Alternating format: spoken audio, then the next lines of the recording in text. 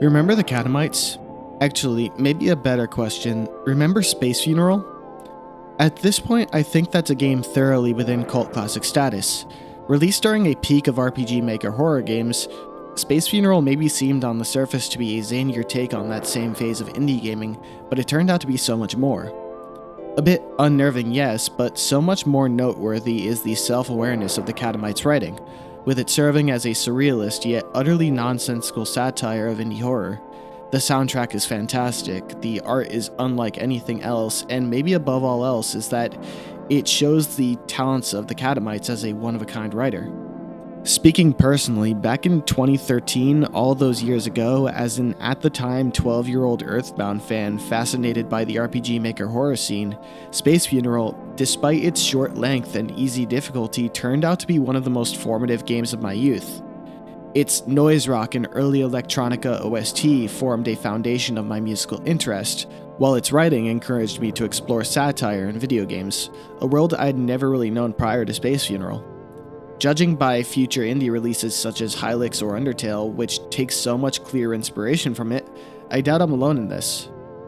I've struggled to connect with the Catamites' work since then. Not to suggest I've engaged with all of their work, far from it, but as consistently enjoyable as their writing is, their games are just odd, and again, sometimes off-putting. There's certainly something to be said about a Mouse Core or a Murder Dog 4 Trial of the Murder Dog.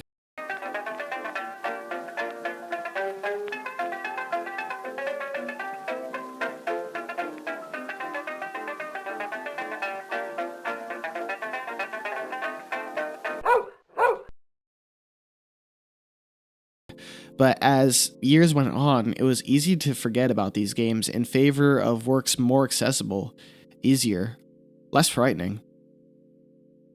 It's been about 11 years since I discovered Space Funeral, and in just the past few days as of writing this, the Catamites released a brand new game, called Anthology of the Killer. Of course, that's what it looks like as someone just clicking through this developer's page out of pure curiosity. Those of you who are in the know, which I imagine are many of you, perhaps already know that Anthology of the Killer is the culmination of an already completed series. Releasing 9 games since the turn of the decade under an alternate alias, the Catamites has been reintroducing a small but vocal community to their world through the Strange Town series, particularly thanks to 8 of these games being released for free. Anthology is the point at which the Catamites is releasing the series under their main alias for less than the price of a cheap lunch, with all 9 games and some bonus features that should already make the low price a steal. I don't want to sound like an advertisement, because I'm not, but I can't help but gush over this series. This is the work that broke the trend of me not getting into much of these games, and admittedly it does delve into some more mainstream sensibilities, as it's really not too far off from traditional or even mascot horror games, but what's remarkable is how nothing is really sacrificed in this more outwardly appealing exterior. Anthology is weird, it's hilarious, the soundtrack is amazing, it's often tense or frightening. It's everything I think anyone could love about Space Funeral, but even then I think a comment like that isn't giving Anthology enough of its own credit.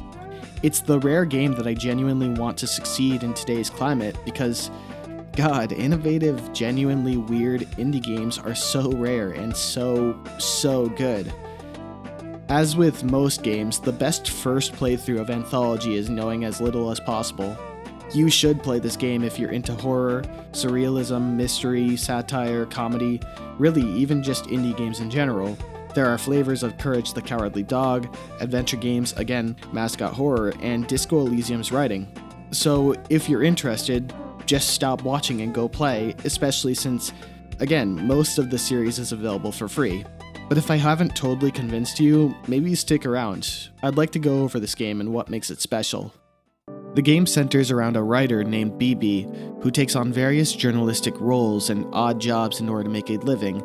Stuck in a dystopia of unnaturally high murders, she works to create various zines out of her own experiences. Voice of the Killer sees her assume the role of a caller at a life insurance company. For example, Episode 2, she scavenges her large apartment complex and sells whatever items she can online with her sister Zizi. This tends to be the launching point for each episode. BB gets a new job or role or goes to a new setting in which she always ends up confronting a murderer. We don't get too much exposition on the world itself, but the Strange Town series quickly makes it apparent that this is a very similar world to our 2020s, just one where the murder rate has become extremely, extremely high. Life goes on for BB as well as the other citizens, but the murders become a common point of focus for civilians and criminals alike. There's not much in the way of explicit world building, though there are plenty of clues in which the player can piece together truths about the world at large. So this is the point in which the player is to explore. Anthology of the Killer doesn't have any combat or puzzles. There are chase scenes, but there's no real game over condition, and they're pretty easy overall. While I've seen comparisons between Anthology and point-and-click games, I'd describe it as just a few degrees removed from a visual novel. You are controlling BB, and there are optional locations and scenes to find, but by and large, this is a game where you go through linear corridors, walking to various speech bubbles that give dialogue or internal thought from BB. You experience the surface level plot, while attempting to piece together clues about the game. For example, as mentioned previously, BB spends the first episode, Voice of the Killer, working at a life insurance company. At its surface, this is the most bare-bones story of the game. It's about 10 minutes long, you explore the workplace, make some calls, eventually find yourself in an eerie chase sequence in the business.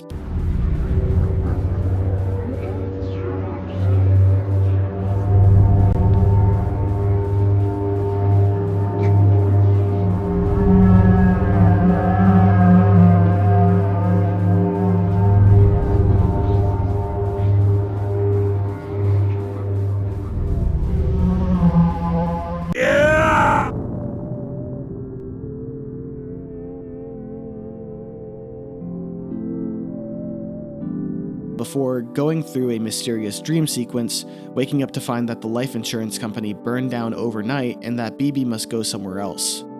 There is something deeper though. The calls BB makes seem odd.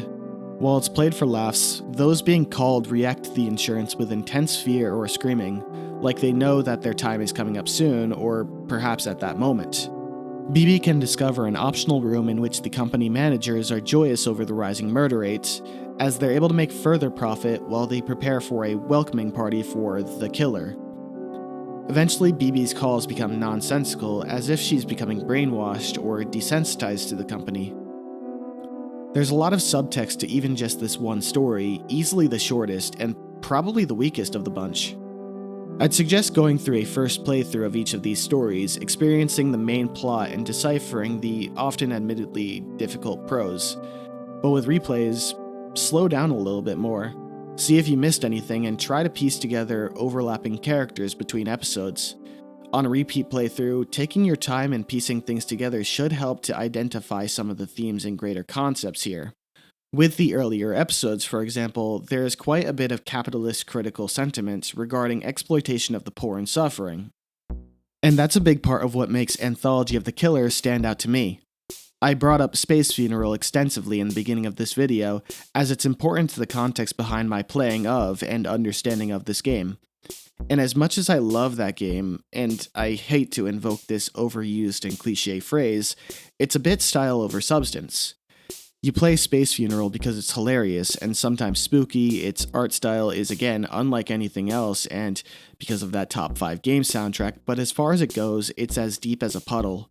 It's a fun game to experience and re-experience, but there's a reason why indie game fans don't talk about it to this day in the same way that they might talk about a Lisa or Undertale.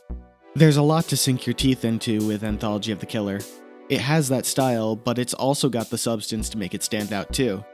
There's an overarching mystery of who the killer is. There are, of course, the minor antagonists and villains of each episode, though there's the big one. The most dangerous killer in the entire series, lurking in the shadows and only sometimes making himself involved in the plot. That and the cryptic nature of the world, the dream sequences, there's a mystery to this game that makes it worth coming back to on repeat playthroughs. Okay, I have to talk about BB. The character writing in this series is a major highlight, which will likely be the hook for people, but I think this is especially the case for BB.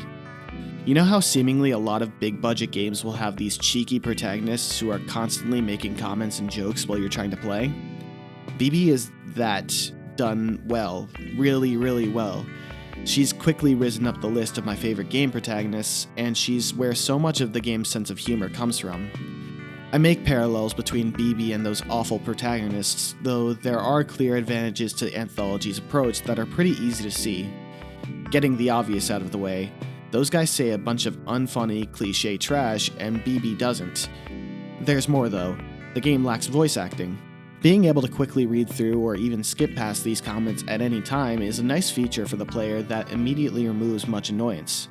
Though I don't think you'd want to skip past this dialogue. There are quickly changing tones of amusement, curiosity, and eeriness from room to room, and BB contributes so much to that tone. There was never really a moment in which I felt her monologue took away from the experience, and I find this emblematic of the story being written by just one person. That's all I'd like to get into with the writing, and about where I'd like to end this short recommendation. It's not a perfect game by any means, and I'd like to address some of that here and now. Not all of these episodes are built equally. I will say that there is a pretty clear quality gap between the first few episodes and later ones as they become longer, more developed, and the Catamites starts to play with the player's expectations over time. I also will say that if you're specifically a horror fan, the episodes do tend to become less scary over time. Much of the game's tricks will boil down to chasing someone down a hallway until you are the one being chased. Hello!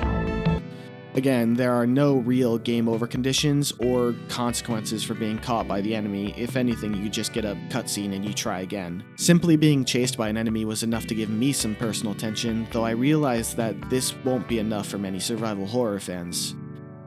Well, there is the camera too. Remember how old school Resident Evil and Silent Hill were scarier because of how unreliable the camera was? I have no idea if it's intentional, but the camera here stinks. Which, has its pros and cons. By the way, if you're someone who can't stand jump scares, there's pretty much none to be found here. All of that said, I loved my time with Anthology of the Killer. It's my favorite release by the Catamites. There's a reasonable chance this will end up my favorite release of 2024, and it's certainly a personal highlight of the decade so far for me. A tangent here, but just 2 days after the paid release of Anthology of the Killer, there was a new PlayStation State of Play, and I couldn't help but think about this cheap, short little indie game constantly as I was watching. I hate to be so stereotypically negative toward AAA video games, but as I watched ports, hero shooters, Souls-likes, and Genshin Impact clones get revealed, looking like the generic fake video game that you see movie characters playing, it hurt me a bit seeing that these games, most of which turn out to be utter slop for quick cash, they get so much more of a spotlight than the most passionate indie devs out there.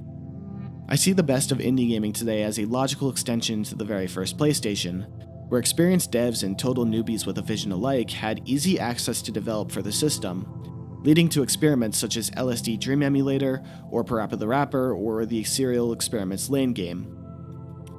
That era of gaming is gone, though I see its ethos carry on through developers such as the Catamites, and look, minus Parappa, those PS1 games flopped hard. It's a tragedy that the boldest of projects tend to be the ones that get overlooked at the time, only to gain an audience years later after its leading figures had already moved on. I don't want Anthology of the Killer to fade into obscurity. I don't expect it to be the next Undertale, though I at least want it to be in the same ballpark as Hylics or Fear and Hunger. Look, money carries a lot of power, and it's money that tells developers whether to continue experimenting or to fire up the slop factories. So support your indie devs, buy their games, shout out their works. Again, I'm no advertiser, I just want great games. Okay. That's it. Thank you.